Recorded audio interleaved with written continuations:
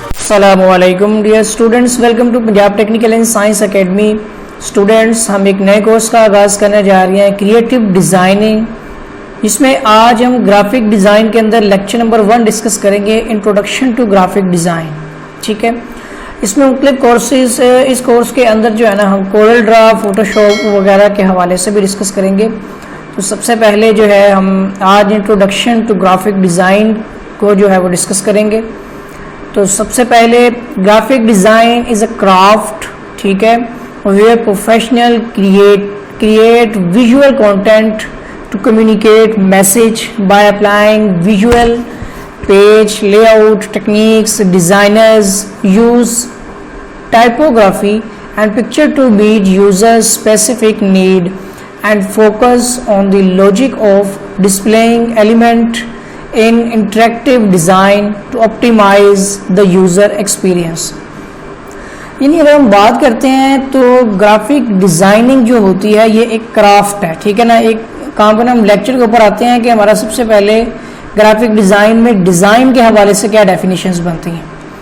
तो student, design होता है it may be known as a problem solving technique, यानी एक मसला हल करने की एक ये टेक्निक समझी जाती है।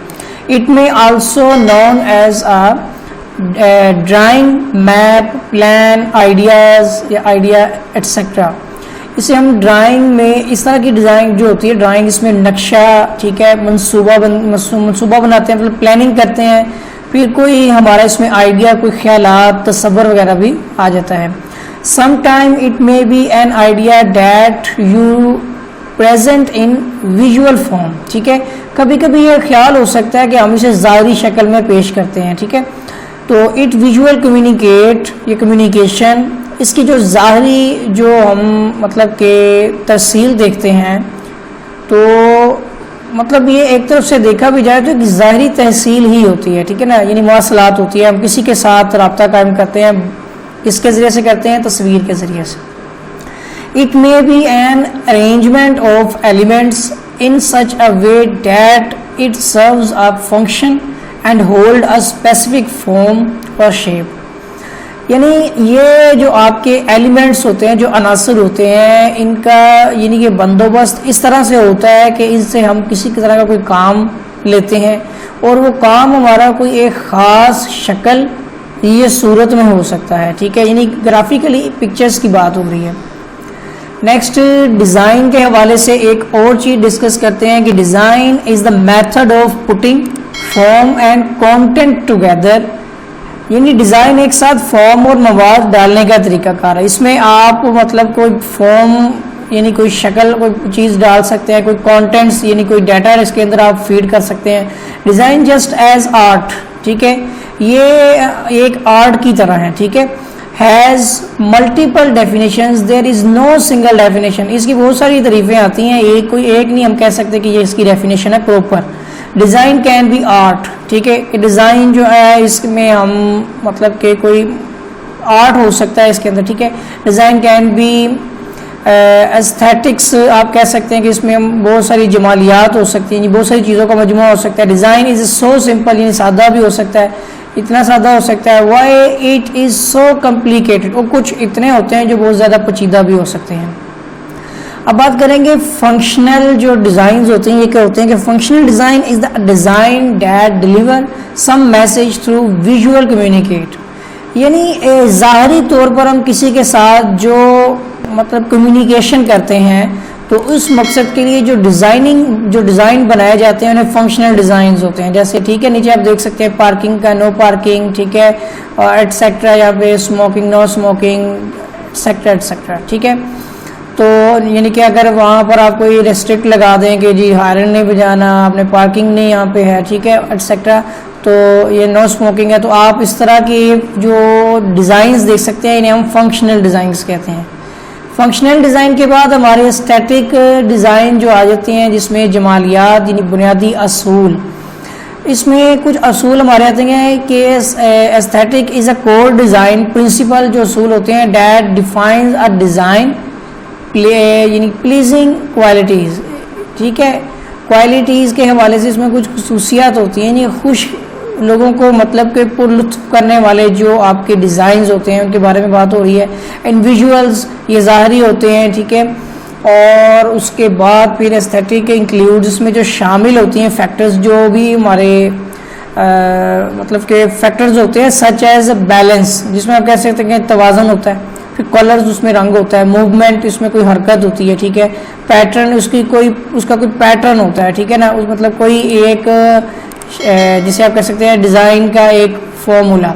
उसके बाद फिर स्केल, कोई मतलब कि आपका पैमाना हो सकता है कि आप जिस रेशो के साथ चलते हैं। विजुअल वेट्स भी हो सकते हैं, उसके कोई वज़न, ज़ाहरी तौर पर जो वज़न भी रखती हैं जो चीज़ें, ठीक है ना। Aesthetic refer to something that give us pleasures, इसमें कुछ मतलब चीज़ें ऐसी हैं जो इंसान को खुश करती हैं या लुत्फ़ अंदोज़ होता है इंसान जिनको देखे। लाइक अ सॉन्ग, ठीक है, जो गाने की तरह होती हैं। लाइक अ मूड, जैसे कोई मतलब किसी का मूड हो सकता है, यानी मतलब मूड के हवाले से आप अगर बात करें तो उसके यानी कि सोच के हवाले से बात हो सकती है, ठीक है ना, वो कैसा सोचता है etcetera. Like some art work हो सकता है इसमें, जैसे कोई ग्राफिकली कार्टून्स वगैरह एटसेट्रा, ठीक है ना, ये चीज़ें आ सकती हैं। नेक्स्ट आता है ग्राफिक की डेफिनेशन क्या है। So graphic is an image और a visual representation of an object, ठीक है। एक ग्राफिक इमेज जो होता है, एक तस्वीर जो होती है, वो एक ज़ाहरी इजहार होता है, ठीक है, रिप्रेजेंटेशन ऑफ एन ऑब्जेक्ट। किसी भी आप जिसे कहते हैं ऑब्जेक्ट को, किसी भी तस्वीर की जो आप नुमाइश कर रहे होते हैं ज़ाहरी तौर पर, वो एक ग्राफिक्स है। देयरफॉर हम ये कहेंगे हम कि computer graphic are simply image displayed on a computer screen. जो कंप्यूटर जो ग्राफिक्स होती है, इसमें जो इमेज होती है, जो पिक्चर होती है, वो कंप्यूटर की स्क्रीन पर जाहिर की गई होती है। आगे कहते हैं ग्राफिक्स आर विजुअल इमेज, ठीक है। ग्राफिक्स जो होती हैं ये एक मतलब ज़ाहरी इमेज होती है और डिज़ाइन, या एक आपका यानी कि एक डिज़ाइन होता है ऑन सम सरफेस, किसी भी सतह के लिहाज से, सच एज अ वॉल, ठीक है, कैनवस, स्क्रीन, पेपर और स्टोन, टू इन्फॉर्म, इलस्ट्रेट और एंटरटेन, ठीक है। तो ये मतलब कुछ नक्शे होते हैं, जैसे कोई दीवार पे कोई बनाए गए हो, कोई डिज़ाइन हो सकते हैं, कोई कैनवस हो सकता है, ठीक है, स्क्रीन हो सकती है, कागज़ के ऊपर जो डिज़ाइनिंग होती है, किसी पत्थर वगैरह के ऊपर, स्टोन वगैरह पर यानी कि बात हो रही है, तो उनको रोशन बयान करते हैं। यानी कि एक आप तफरीह इलस्ट्रेट होता है रोशनी या रोशन अंदाज में, या आप किसी चीज़ को डिज़ाइन करते हैं और फिर उससे लुत्फ़ अंदोज़ होते हैं। ग्राफिक डिज़ाइन जो होता है हमारा, graphic design is the process of visual communication. ये एक ज़ाहरी कम्युनिकेशन होती है and problem solving through the use of typography, ठीक है ना, and photography and iconography and illustration.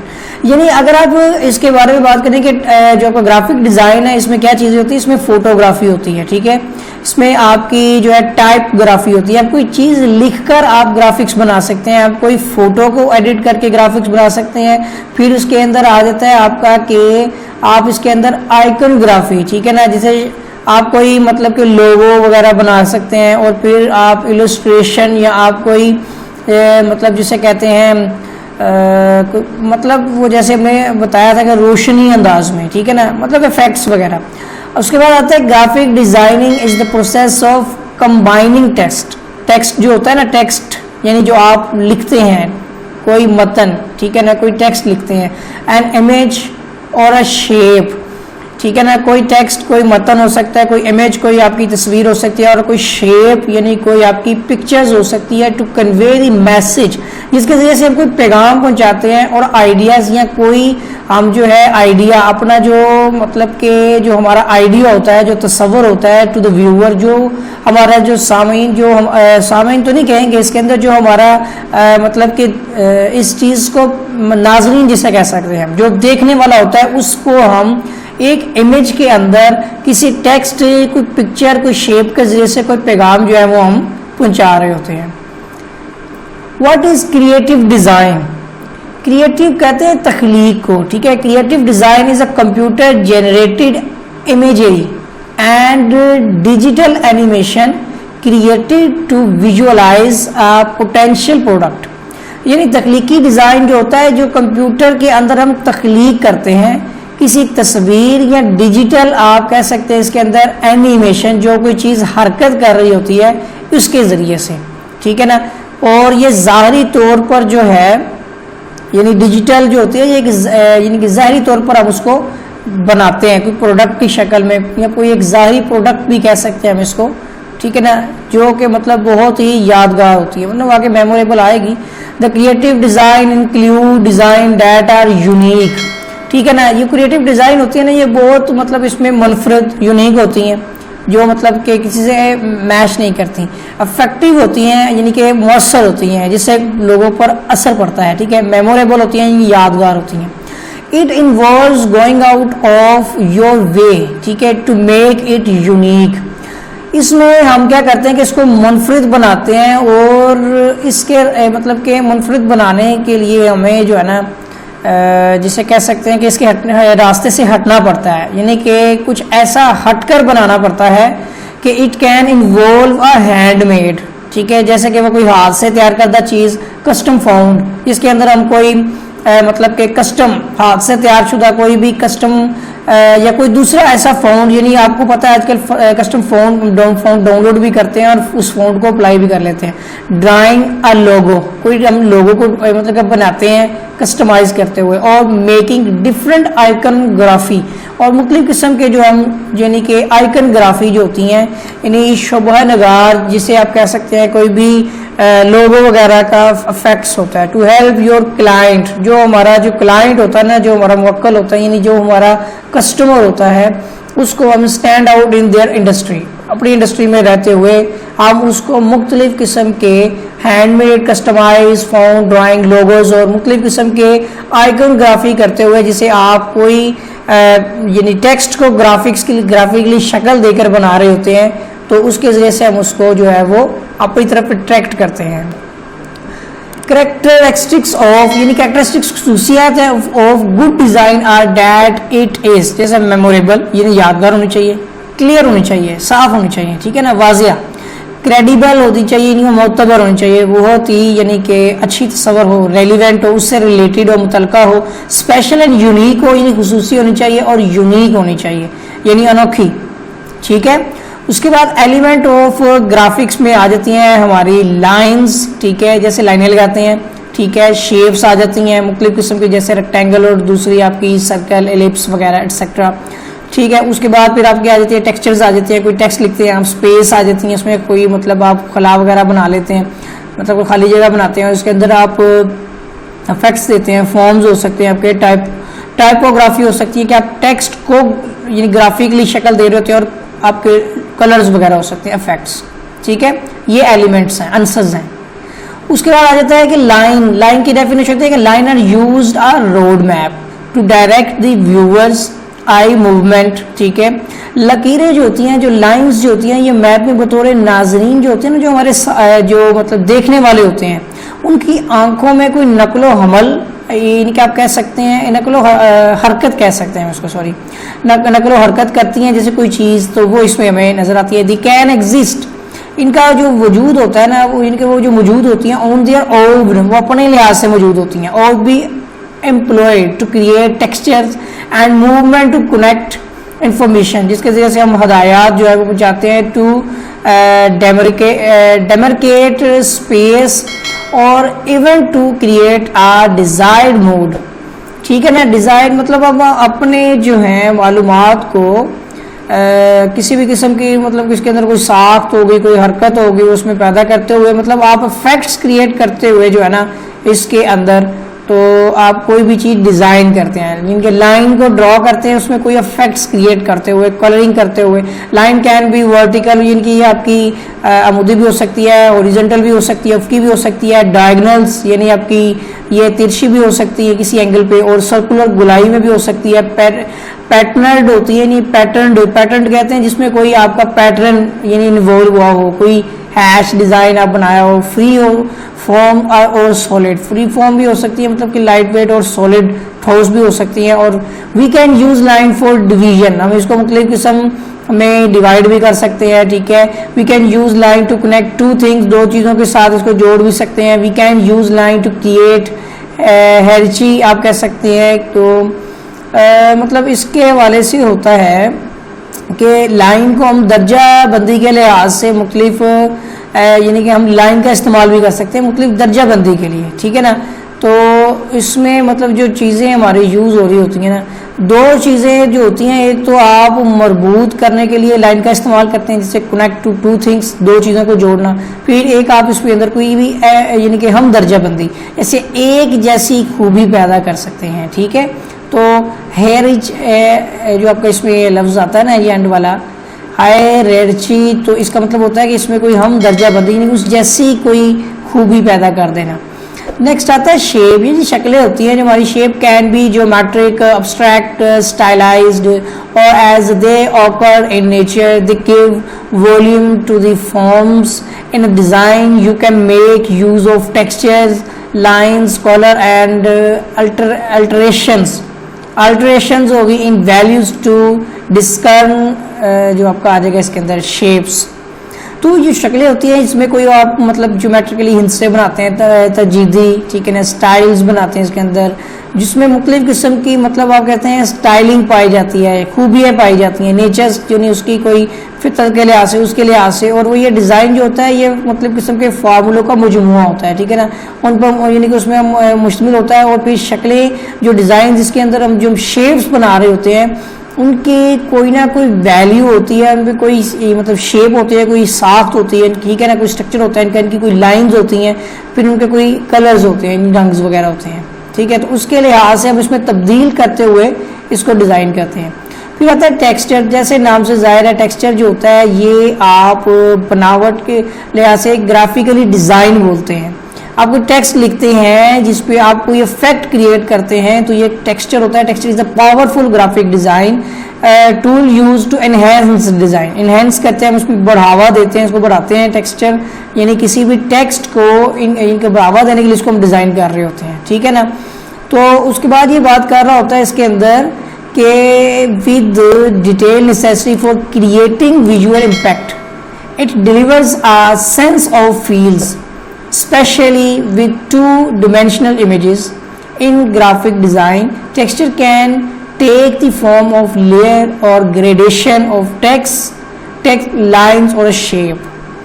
तो ये बात इसमें हम जो कर रहे हैं टेक्सचर्स के लिहाज से, तो अब ये कहता है डिज़ाइन जो आपका होता है ना टेक्सचर यानी कि बनावट जो होती है ग्राफिक डिज़ाइन की एक टूल है जिसमें आप ग्राफिक डिज़ाइन टूल के तौर पर टेक्सचर्स यूज़ कर रहे थे जो ज़ाहरी तौर पर इस पर असरअंदाज होता है, ठीक है। और इसकी तफसीलात जो है वो उसमें मतलब कि बहुत सारी ज़रूरी चीज़ें इसमें अंदर आती हैं, जैसे क्रिएटिंग विजुअल इम्पैक्ट होता है इसके अंदर, ज़ाहरी तौर पर जो असरअंदाज हो रही होती हैं, फिर आप मतलब इसको सेंस ऑफ फील ऑफ उसको महसूस कर रहे होते हैं, फिर ये टू डिमेंशनल होती हैं, ठीक है ना, इमेजेस तस्वीरें जो हैं, फिर ग्राफिक डिज़ाइन टेक्सचर्स जो आप इसमें कर सकते हैं, मतलब लेयर्स बना सकते हैं, उनकी ग्रेडेशंस कर सकते हैं टेक्स्ट की, और फिर उसमें लाइन्स और शेप और टेक्स्ट तीनों चीज़ें इसमें लेयर्स के तौर पर आप डिफरेंट इसमें बना सकते हैं। उसके बाद आती है स्पेस होती है हमारी बेसिकली डिज़ाइन में कुछ सफ़ेद यानी सादी जगह, खाली जगह, मनफी जगह, यानी ऐसी जगह जिस पर कोई चीज़ ना हो। In design speak white space is called negative space.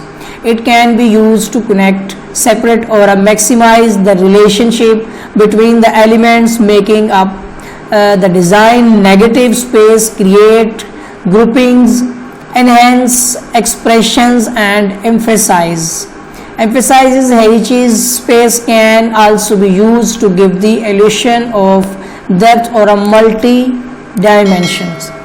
ठीक है, तो दे आपकी इनकी खाली जगह होती है, मनफी एरिया होता है, इसमें आप कोई आंसर कोई मोबाइल कोई भी चीज़ों को आपस में जोड़ रहे होते हैं या अलग कर रहे होते हैं, या फिर कोई चीज़ें मतलब कि ज़्यादा करने की कोशिश इनका आप इस्तेमाल करते हैं, कोई चीज़ें ज़्यादा बनाते हैं, खाली जगह भी छोड़ते हैं, ठीक है ना, इफेक्ट्स क्रिएट करते हैं आप इसके अंदर, तो उसमें कोई मतलब आप शेडोज़ वगैरह और जिस तरह की चीज़ें बनाते हैं, तो उसके लिए जो खाली एरिया भी इसके अंदर आता है वो स्पेस कहलाती है।